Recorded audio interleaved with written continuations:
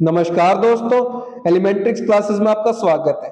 तो जैसे कि आप स्क्रीन पर देख सकते हैं, आज हम पढ़ने वाले हैं types of ROM. Read online memory के टाइप्स के बारे में आज हम बात करने वाले हैं। संपूर्ण जानकारी प्राप्त करेंगे। एम रोम क्या होता है, पी रोम क्या होता है, ईपी रोम क्या होता है, ईईपी रोम क्या होता है। ठीक है, वीडियो को शुरू करने से पहले मैं आपको एक बात बता देना चाहता हूं कि हम कंप्यूटर फंडामेंटल सब्जेक्ट को कवर कर रहे हैं, तो इसकी सभी वीडियोस की प्लेलिस्ट आपको चैनल पर मिल जाएगी, आप देख सकते हैं। और भी सब्जेक्ट्स की प्लेलिस्ट आपको चैनल पर देखने को मिल जाएगी, उनको भी आप देख सकते हैं, वो भी आपके लिए काफी यूजफुल रहेगी। तो शुरू करते हैं आज का टॉपिक, टाइप्स ऑफ रोम। रोम के प्रकार। तो सबसे पहले क्या है, एम रोम।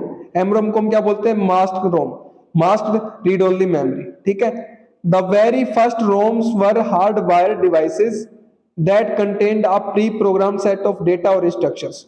दो अगर पहले प्रथम रोम की बात करें, रीड ओनली मेमोरी की बात करें, तो वो क्या थी, हमारी हार्डवायर डिवाइस थे, हार्डवायर उपकरण थे हमारे, जो क्या करते थे, हमारे pre programmed set of data और इंस्ट्रक्शन था उनके अंदर। ठीक है, तो रोम का हमें पता है रीड ओनली मेमोरी होती है, तो उसमें क्या होता है, प्रोग्राम को पहले स्टोर कर दिया जाता है निर्माण के दौरान, मैन्युफैक्चरिंग के दौरान। तो जो हमारे पहली रोम थी वो क्या थी, प्री प्रोग्राम थी, मतलब उसको मैन्युफैक्चरिंग के दौरान ही प्रोग्राम कर दिया गया था सेट ऑफ डेटा से और इंस्ट्रक्शन से, निर्देशों से और डेटा से। ठीक है, these kind of ROMs are known as masked ROMs which are inexpensive. तो इस प्रकार की रोम को हम क्या बोलते थे, मास्क्ड रोम बोलते थे, जो कि क्या थी, इनएक्सपेंसिव थी, सस्ती थी। ठीक है, अब बात करते हैं सेकंड के बारे में, जो कि हमारी पी रोम। पी रोम को बोलते हैं प्रोग्रामेबल रीड ओनली मेमोरी। नाम से ही पता चल रहा है प्रोग्रामेबल, मतलब इसको हम प्रोग्राम कर सकते हैं। है तो ये रीड ओनली मेमोरी रोम ही, लेकिन इसको हम प्रोग्राम कर सकते हैं। वो कैसे कर सकते हैं, देखते हैं।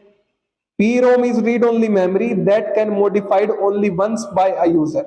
तो जो PROM है हमारी, वो भी एक रोम का ही टाइप है, लेकिन उसको मॉडिफाई कर सकते हैं, उसको चेंज कर सकते हैं एक बार यूजर के द्वारा, मतलब हमारे द्वारा उसको एक बार ही किया जा सकता है change, only once, once in a life time.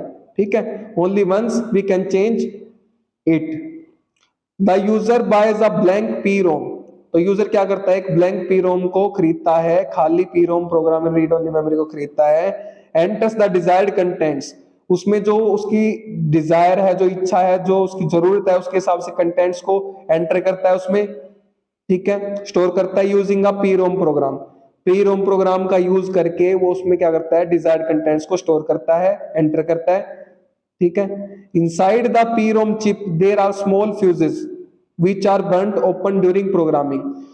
तो जो हमारी PROM चिप होती है, उसके अंदर स्मॉल छोटे छोटे फ्यूजेस होते हैं, जो कि हमारे बर्न्ट ओपन होते हैं प्रोग्रामिंग के दौरान। ठीक है, it can be programmed only once and it is not erasable. इसको सिर्फ हम एक बार ब्लैंक लाएंगे, प्रोग्राम कर देंगे डिजायर्ड कंटेंट के साथ, और फिर इसको हम इरेज नहीं कर सकते। तो बात वही होगी कि हम इसको एक बार ही प्रोग्राम कर सकते हैं लाइफ टाइम के दौरान, और इसको इरेज नहीं कर सकते। ठीक है, लेकिन एक बार तो कर ही सकते हैं ना, इसको तो हम एक बार भी नहीं कर सकते थे। अब बात करते हैं नेक्स्ट, क्या है हमारी ईपी रोम। ईपी रोम की फुल फॉर्म क्या है, erasable and programmable read only memory. ठीक है, तो ये नेक्स्ट फॉर्म हमारी रोम की। तो ये क्या कह रही है हमारी, the EP ROM can be erased by exposing it to ultraviolet light for a duration of up to 40 minutes. तो जो ईपी रोम है, erasable and programmable read only memory है, उसको इरेज किया जा सकता है अगर उसको अल्ट्रावायलेट लाइट के में रख दिया जाए 40 मिनट के लिए। ठीक है, for are duration of 40 minute, 40 minute की ड्यूरेशन के दौरान अगर उसको अल्ट्रावायलेट लाइट में रख दिया जाए, तो उसको क्या किया जा सकता है, इरेज किया जा सकता है। ठीक है, उस डेटा को। Usually an EPROM erases achieves this functions.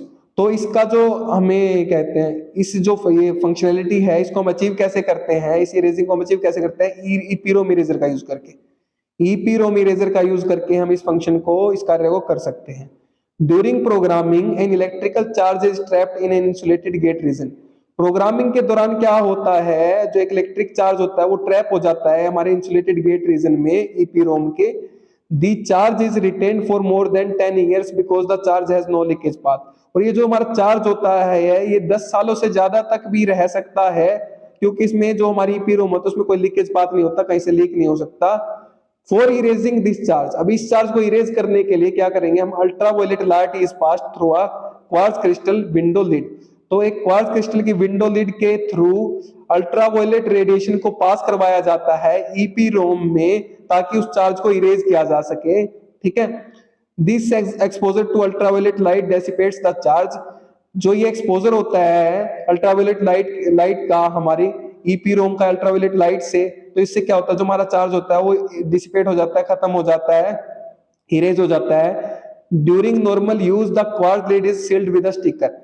लेकिन अगर हम बात करें कि एक्सीडेंटली भी तो हो सकता है ना ऐसा कि एक्सीडेंटली एक्सपोजर हो जाए अल्ट्रावायलेट लाइट रेडिएशन से हमारा ईपीरोम का, तो इससे हमारा जो डेटा है वो इरेज हो जाएगा। लेकिन इससे बचने के लिए हम क्या करते हैं, नॉर्मल कंडीशन के दौरान क्वार्ट्ज जो लीड होती है हमारी क्वार्ट्ज क्रिस्टल जो विंडो लीड होती है उसको सील कर दिया जाता है एक स्टिकर के साथ, स्टिकर के साथ सील कर दिया जाता है, जिससे कि जो हमारी अल्ट्रावायलेट रेडिएशन है, अल्ट्रावायलेट लाइट है, वो इस पे इफेक्ट ना कर सके। क्लियर है इतना? अब बात करते हैं नेक्स्ट फोर्थ टाइप की, जो कि हमारा EEPROM, electrically erasable and programmable read only memory, ये इसकी फुल फॉर्म है। ठीक है, the EEPROM is programmed and erased electrically. तो जो EEPROM है उसको प्रोग्राम किया जाता है और इरेज किया जाता है इलेक्ट्रिकली, इलेक्ट्रिसिटी का यूज करके उसको इरेज किया जाता है। It can be erased and reprogrammed about 10,000 times. तो उसको 10,000 टाइम्स 10,000 बार उसको क्या किया जा सकता है, रीप्रोग्राम किया जा सकता है, इरेज किया जा सकता है। ठीक है, both erasing and programming take about 4 to 10 milliseconds. तो इरेजिंग और जो हमारी प्रोग्रामिंग की जो प्रोसेस है उसको में कितने समय लगता है, सिर्फ 4 से 10 मिलीसेकंड का समय लगता है। In EEPROM any location can be selectively erased and program. तो अगर हम electrically erasable program read only memory की बात करें तो उसमें कोई भी लोकेशन, कोई भी स्थान को हम सिलेक्ट करके चूज करके इरेज कर सकते हैं और प्रोग्राम कर सकते हैं। ठीक है, कोई भी लोकेशन को हमारी मेमोरी में। ठीक है, EEPROM can be erased 1 byte at a time. जो हमारी EEPROM होती है उससे हम क्या कर सकते हैं, इरेज कर सकते हैं 1 बाइट डेटा को एट अ टाइम, एक समय में 1 बाइट डेटा को हम इरेज कर सकते हैं। Rather than erasing the entire chip, complete chip को इरेज करने की बजाय हम सिर्फ 1 बाइट को इरेज कर सकते हैं एक टाइम पे। तो इससे होगा क्या है, the process of programming is reprogramming is flexible but slow. इससे जो हमारी प्रोग्रामिंग की रीप्रोग्रामिंग की जो प्रोसेस है वो तो फ्लेक्सिबल तो है, लेकिन वो क्या स्लो है, धीमी प्रोसेस हो जाएगी, क्योंकि 1 बाइट को हम कर सकते हैं एक टाइम पे इरेज। तो ये हमारा क्या था, EEPROM था। तो हमने क्या बात करी, मास्टर रोम के बारे में बात करी, एमरोम के बारे में, पीरोम के बारे में बात करी, EEPROM के बारे में बात करी, EEPROM के बारे में बात करी। और मुझे लगता है ये जो हमारी जानकारी प्राप्त करी ये काफी है, बेसिक जानकारी है हमारी सभी के सभी टाइप्स के बारे में, सभी प्रकार के बारे में रोम की। तो उम्मीद करता हूं कि आपको समझ में आ गया होगा। तो पढ़िए और पढ़ाइए, अपने दोस्तों से शेयर कीजिए वीडियो को, ताकि उनकी भी हेल्प हो सके। अगर आप शेयर कर रहे हैं तो आप उनको पढ़ा रहे हैं, मैं नहीं पढ़ा रहा, आप उनकी हेल्प कर रहे हैं, मैं नहीं कर रहा। अगर आप चैनल पर नए हैं तो चैनल को सब्सक्राइब कर दीजिए, वीडियो को लाइक कर दीजिए, एक अच्छा सा प्यारा सा कमेंट कर दीजिए अगर आपको वीडियो अच्छी लगी है तो। और हाँ, अगर आपको इसके नोट्स चाहिए तो वीडियो के नीचे डिस्क्रिप्शन में आपको नोट्स के लिए लिंक मिल जाएगा, वहां से आप नोट्स को एक्सेस कर सकते हैं। मेरे साथ वीडियो में अंत तक बने रहने के लिए धन्यवाद। Thank you so much again.